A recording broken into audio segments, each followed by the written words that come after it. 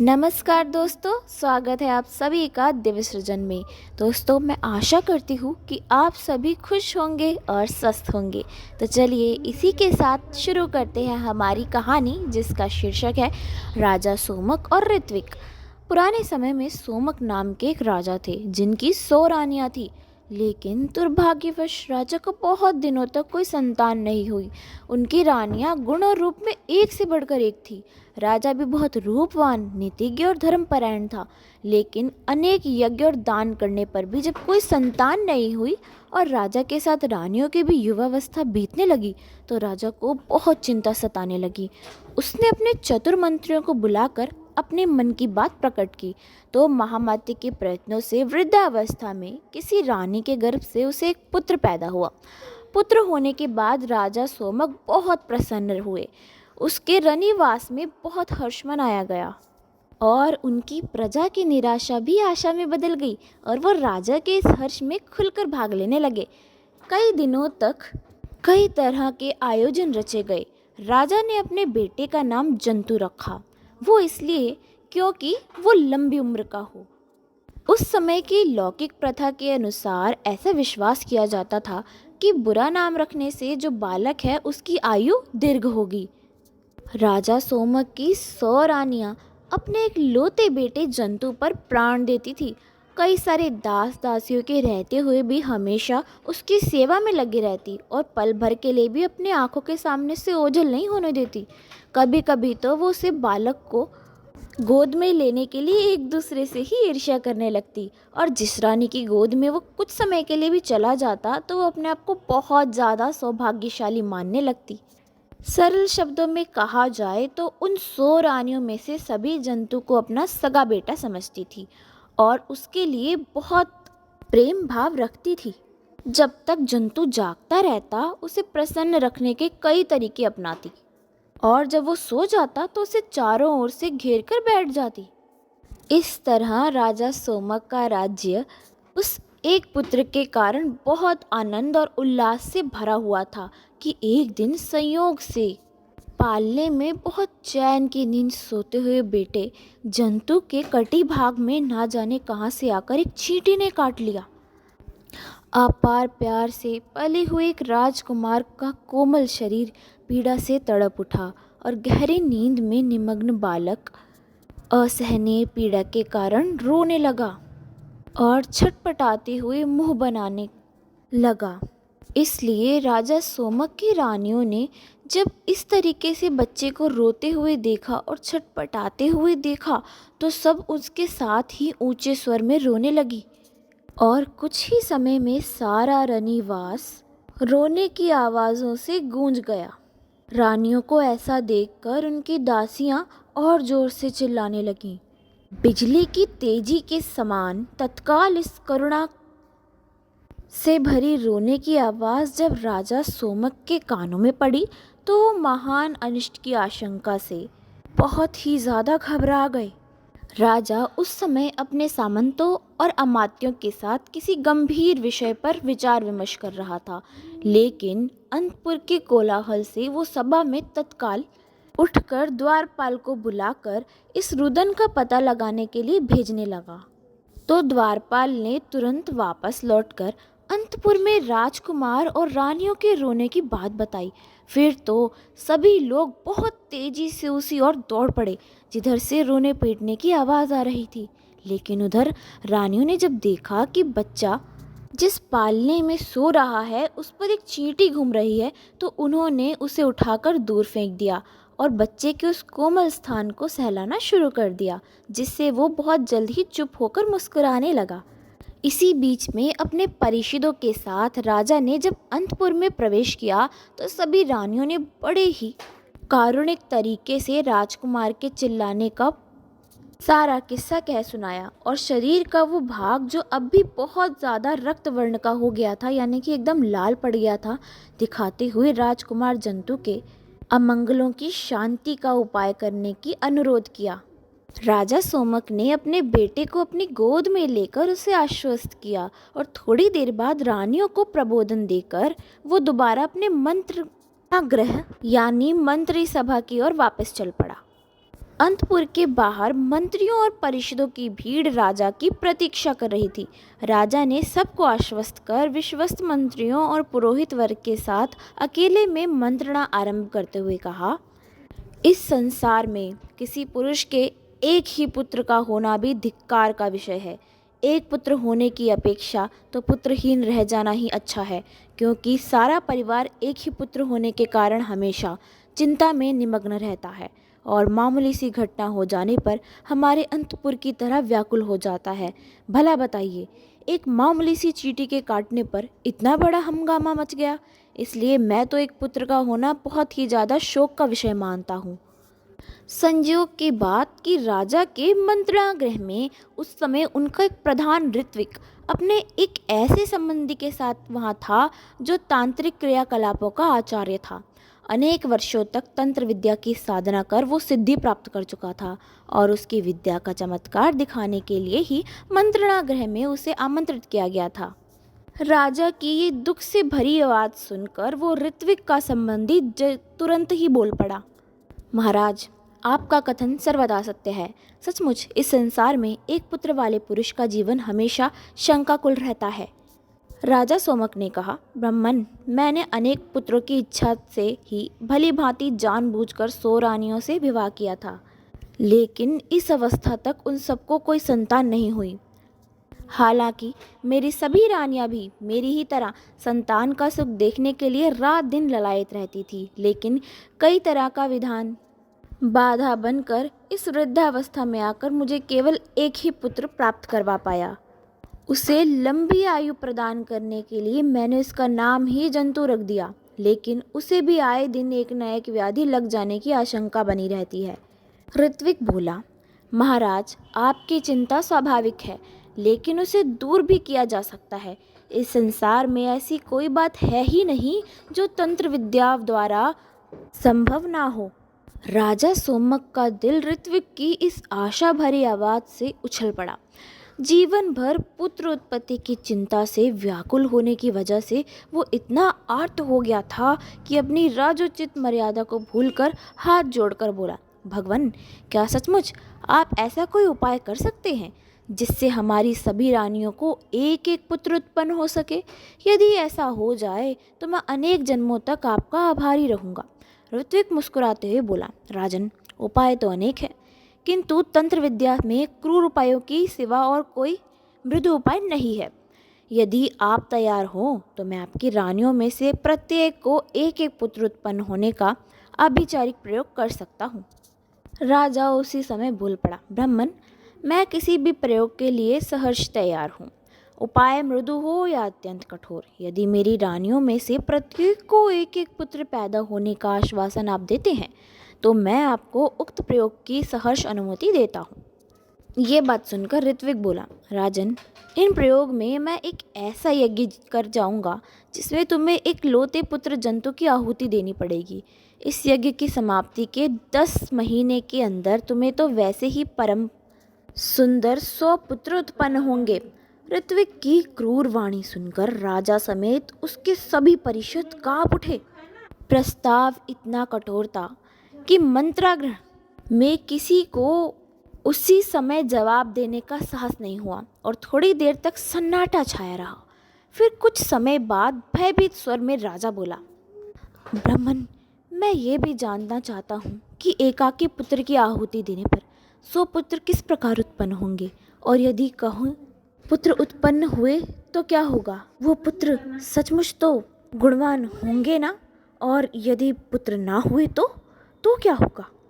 ऋत्विक गंभीरता से बोला, महाराज, ऐसा लगता है कि आपने तंत्र विद्या का चमत्कार अभी नहीं देखा है। मैं तो यही कह सकता हूँ कि सूर्य और चंद्रमा, अग्नि और जल अपने गुणों का त्याग कर सकते हैं, लेकिन तंत्र विद्या कभी निष्फल नहीं हो सकती। मैंने ऐसे प्रयोग अनेक बार किए हैं, इसलिए आपको पूर्ण आश्वासन दे रहा हूँ। जिस समय यज्ञ आरंभ होगा उस समय आपकी सभी रानियों को उपस्थित होना पड़ेगा और यज्ञ के धुओं को सूंघने के कारण उन सब के गर्भ से आपको एकाकी बालक की भांति सुंदर और तेजस्वी पुत्र उत्पन्न होंगे। आपका ये एकाकी पुत्र जंतु दोबारा अपनी सगी माता के पेट से उत्पन्न होगा और उसकी पहचान ये होगी कि उसकी दाईं पसली में एक सुनहरा चिन्ह होगा। मंत्रणा गृह में तो ऋत्विक की इस क्रूर चर्चा से आतंक छा गया, लेकिन 100 पुत्र के लालच के कारण राजा सोमक ने उसके इस क्रूर प्रस्ताव को भी स्वीकार करते हुए कहा, भगवान, जो जो कार्य जैसे जैसे करना है वो सब उसी प्रकार कीजिए। मैं 100 पुत्रों की कामना से आपकी समस्त आज्ञाओं का यथाविधि पालन करूंगा। आप किसी प्रकार का संकोच या विकल्प ना करें और शीघ्र ही अपना अनुष्ठान आरंभ कर दें। राजा सोमक की आज्ञा से ऋत्विक का वो क्रूर अनुष्ठान जब शुरू हुआ तो समस्त राज्य में हलचल मच गई और सारे सारे अंतपुर में तो मानो आग ही लग गई। जिस दिन आहुति देने का अवसर आया, राजा सोमक की सभी रानियां बहुत ही ज़्यादा शोक से विहल हो उठी और ऋत्विक और राजा के क्रूर बातें कहते हुए कोसने लगी। लेकिन राजाज्ञा को अन्यथा करने की शक्ति किसी में नहीं थी और सारी राजधानी में ऐसे बहुत कम लोग थे जो इस क्रूर विधान को देखने का साहस कर सकते।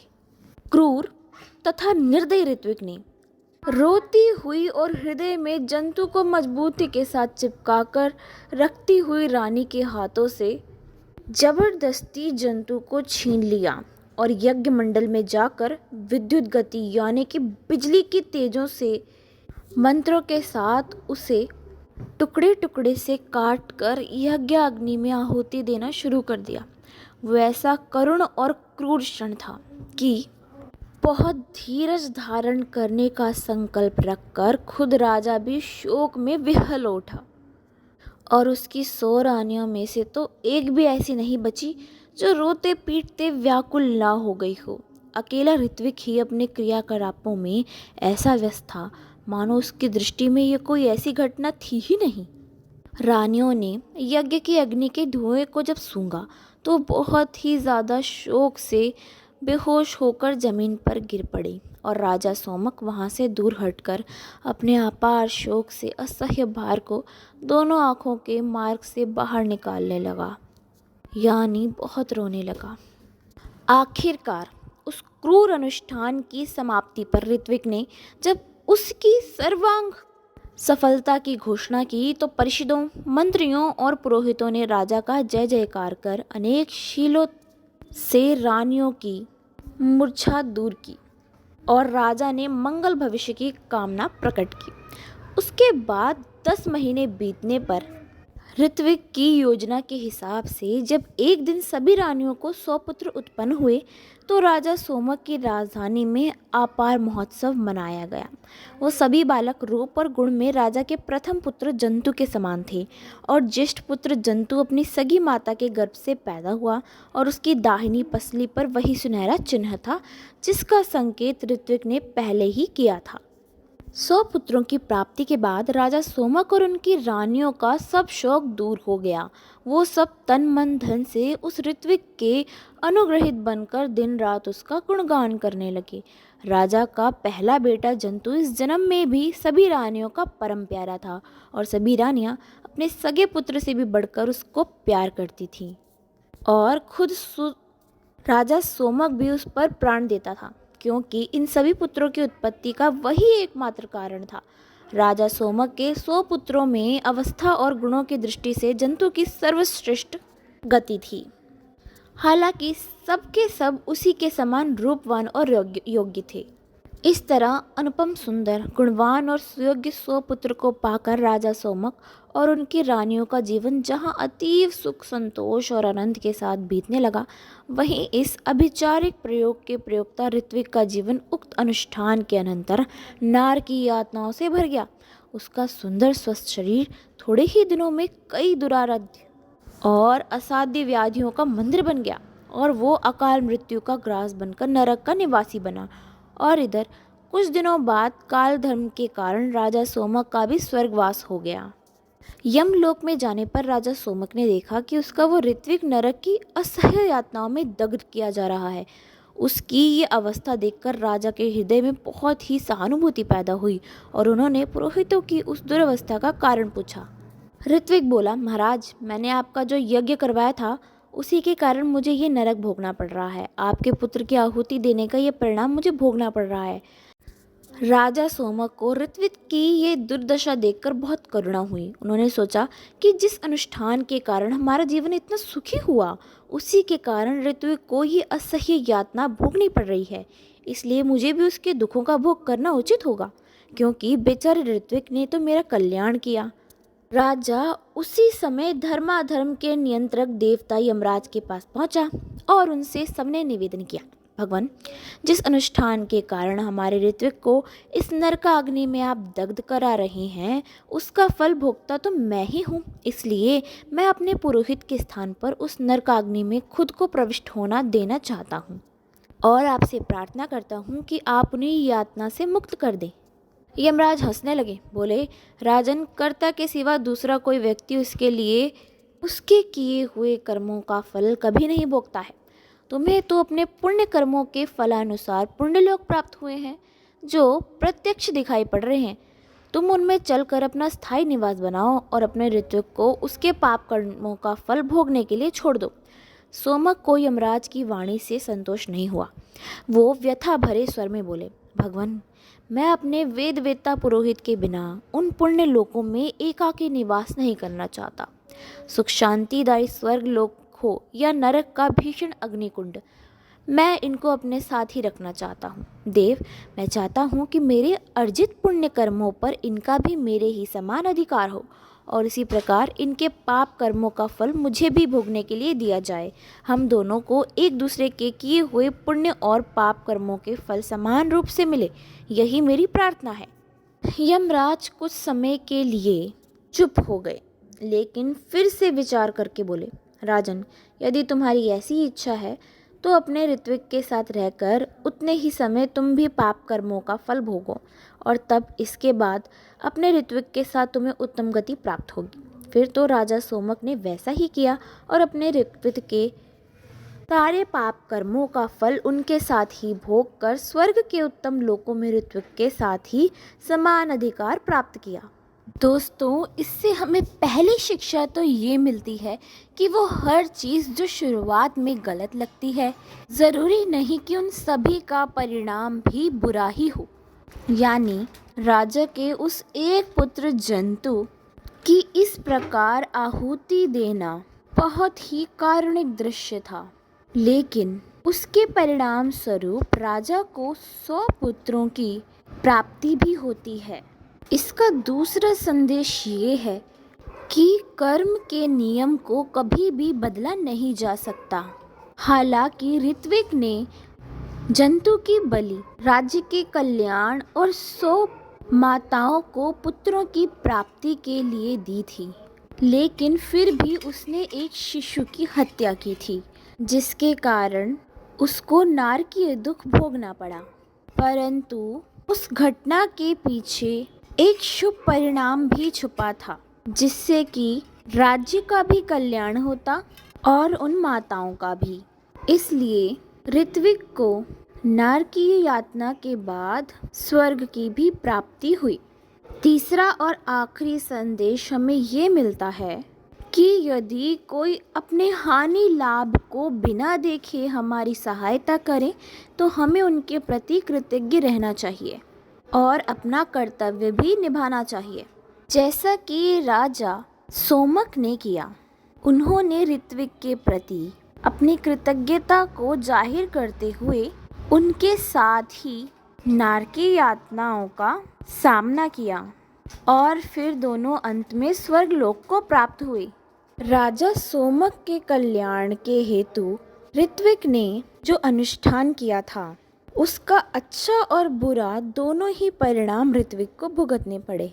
परंतु ऋत्विक उसका बुरा नारकीय प्रभाव अकेले सहन करने जा रहा था, लेकिन उन्होंने ये काम तो प्रजा और राजा की भलाई के लिए ही किया था। और अगर राजा सोमक ऋत्विक के साथ उस प्रभाव को सहन ना करते तो वो खुद ही अपने प्रायश्चित की आग में जलते रहते। इसलिए उन्होंने प्रायश्चित करने के लिए ऋत्विक के साथ रहकर ही आगे स्वर्ग लोक की ओर गमन करने का निश्चय किया।